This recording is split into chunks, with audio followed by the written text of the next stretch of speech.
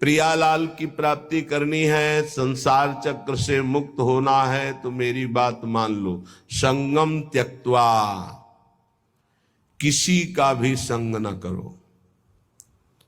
भगवत प्रेमी महात्मा ये किसी में नहीं आते हैं, ये तो जब प्रभु द्रवित होते हैं, कृपा करते हैं, तब ये संग मिलता है। जब द्रवहि दीन दयालु राघो तो साधु संगति पाई।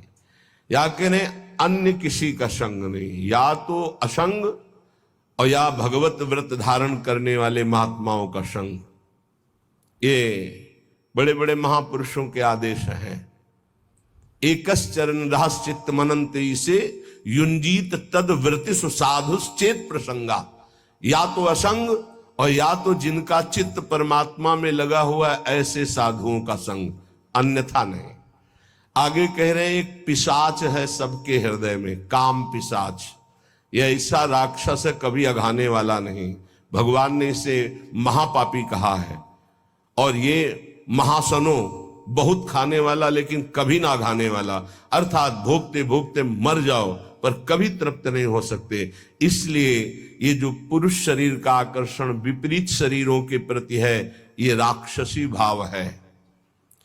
गृहस्थी में धर्मयुक्त एक पत्नी व्रत या एक पति व्रत लेकर के इस पिशाच पर विजय प्राप्त की जाती है।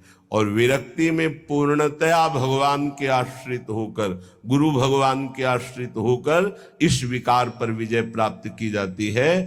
साधन में बड़ी ऊंचाई तक ये काम भ्रष्ट कर देता है, इसे पिशाच कहा गया है। था कि शास्त्रों में लिखा है नरकस्य नारी, लिखा हुआ है, तो क्या स्त्री नरक है? उसका अर्थ तुम कैसे जानोगे जब भजन नहीं करते? उसमें लिखा हुआ है कि जो तुम्हारी काम भावना स्त्री के प्रति गंदी है ना, तुम्हें नरक ले जाएगी। भगवान ने कहा है त्रिविधम नरकस्येदम द्वारम नाशन मात्मनः कामः क्रोधा तथा लोभा तस्माद् त्रयम् त्यजेत्। तुम उनमें मां भाव, देवी भाव ये नहीं कर सकते हो, तुम उनमें भोग्य भाव करोगे तो नरक पहुंचोगे। ये लिखा है नरकस्य नारी। जो नारी के प्रति काम भोग की भावना से देखता है सब माताओं बहनों की तरफ, उसका नरक जाना निश्चित है। अशुभ गति को व्यभिचारी प्राप्त होता है। जो शास्त्रों की भाषा को नहीं समझते वो शास्त्रों के प्रति अंगुली उठाने लगते, उसमें ऐसा लिखा है। ये बड़े बड़े देशभक्त, बड़े बड़े भगवत भक्त इन्हीं माताओं से प्रकट होते हैं। हमारे भाव को पिशाच कहा गया है। ये देखो, पिशाच चढ़ जाता है तो कैसा राक्षस होता है, कैसा व्यवहार करता है, उस सृष्टि में आप आंख खोल के देख लो।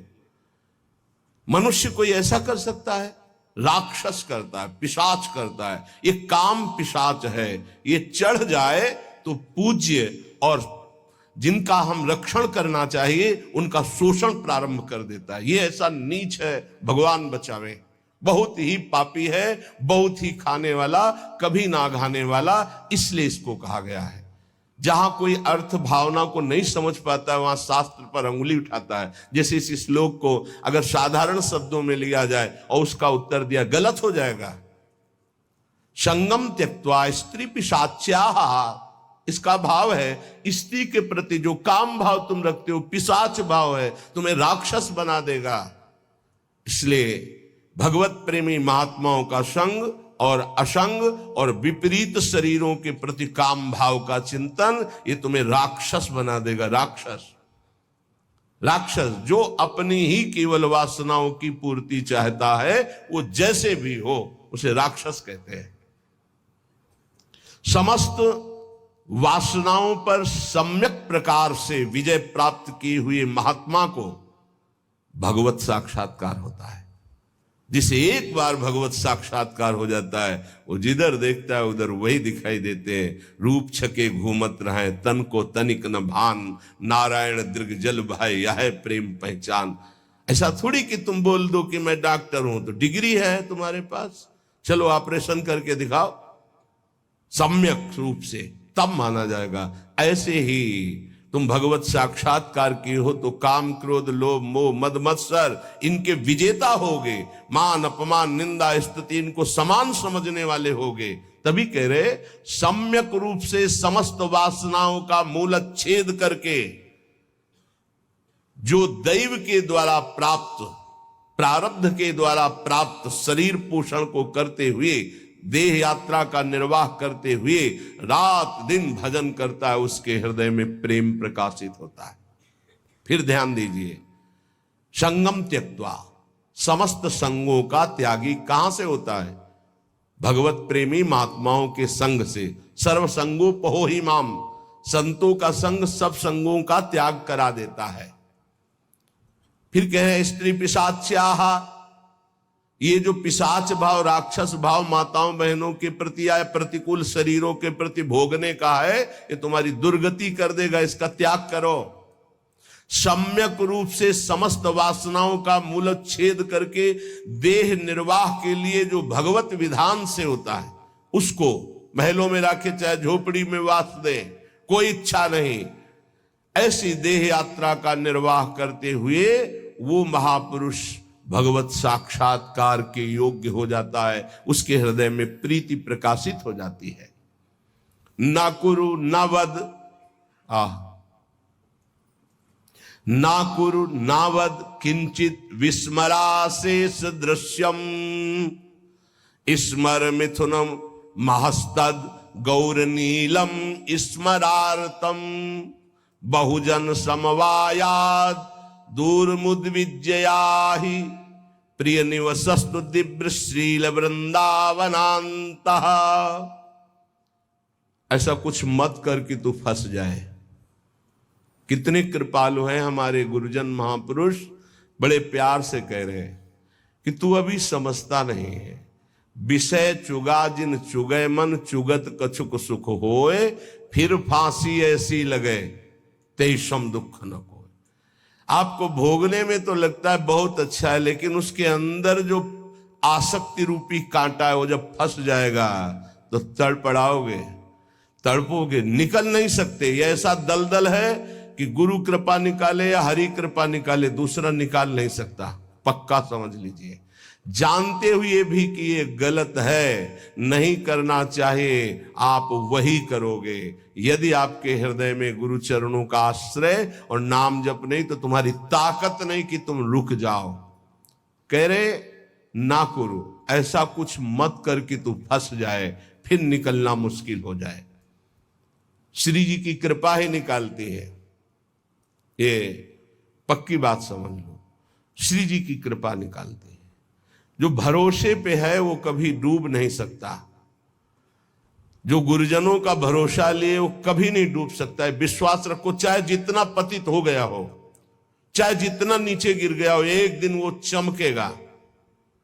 जैसे नाव बहुत बढ़िया है लेकिन खेवैया नहीं है, तो नाव जर्जर हो और खेवैया चतुर हो तो निकाल ले जाएगा, विश्वास करो, निकाल ले जाएगा।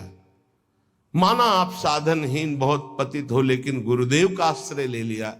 बहुत बड़े महापुरुष श्री संत पलटू जी बहुत बड़े नाम जापक रहे, बहुत बड़े नाम जापक, रात दिन उनके हृदय में नाम चलता। पूज्यपाद उड़िया बाबा जी विशेष आदर करते थे श्री पलटू साहब का।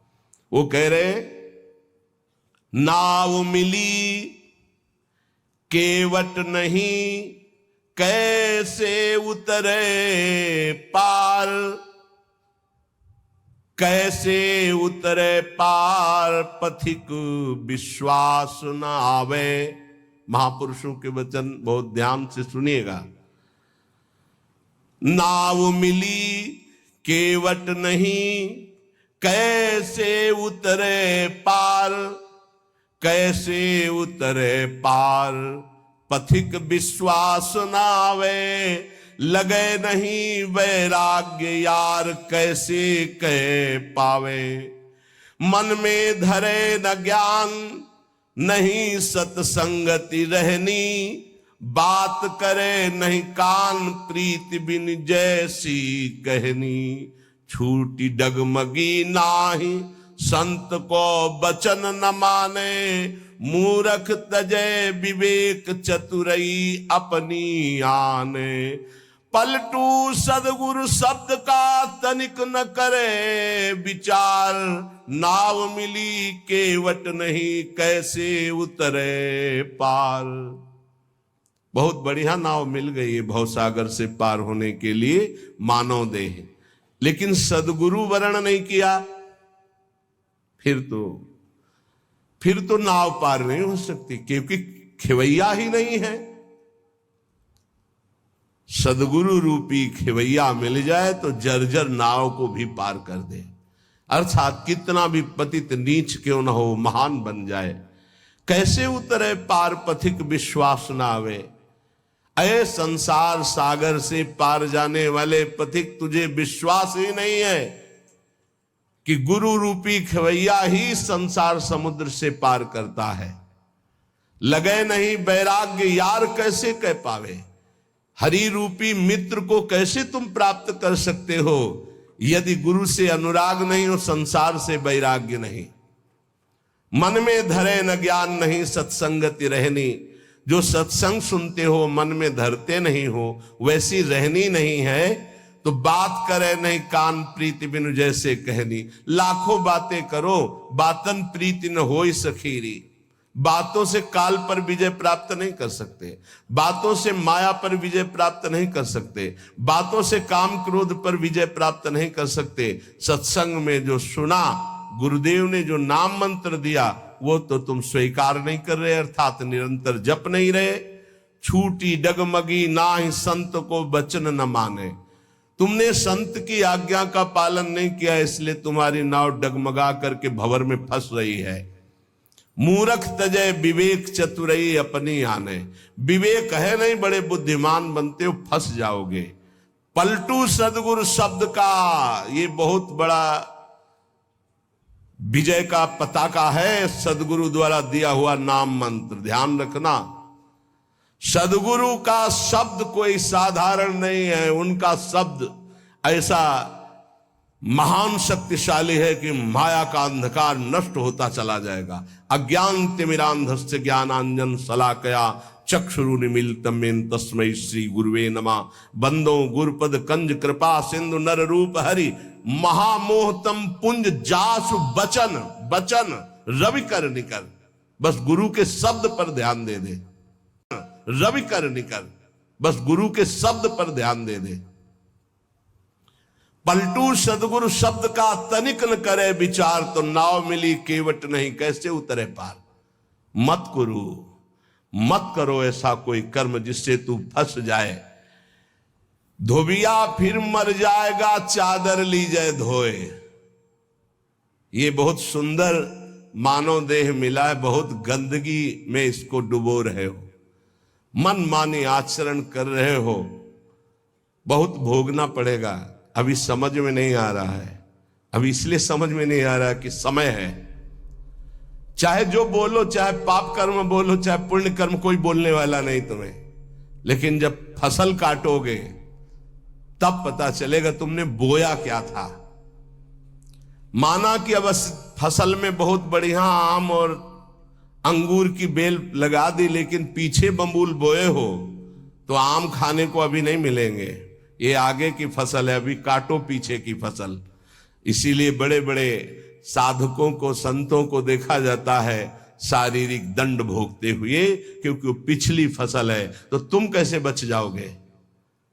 तुम दान पुण्य करके बच जाओगे? नहीं, इसलिए अभी समय है, अभी समय है। धोबिया फिर मर जाएगा चादर लीजिए धोए। डंके की चोट में कबीरदास जी कहते हैं, चदरिया झीनी रे झीनी, हमको जैसी दी थी वैसी की वैसी धरी दीनी, चदरिया झीनी रे झीनी। आज तक इस चादर को कभी गंदा दाग नहीं लगने दिया। हे हरि, जैसा दिया था वैसा वापस। चादर लीजिए धोए, मैल है बहुत समानी, बहुत जन्मों से तुम्हारे मन में गंदगी भरी है। चल सदगुरु के घाट, भरा जा निर्मल पानी। इस मन तन बुद्धि इनकी गंदगी कहां धोई जाती है? सदगुरु के दरबार में।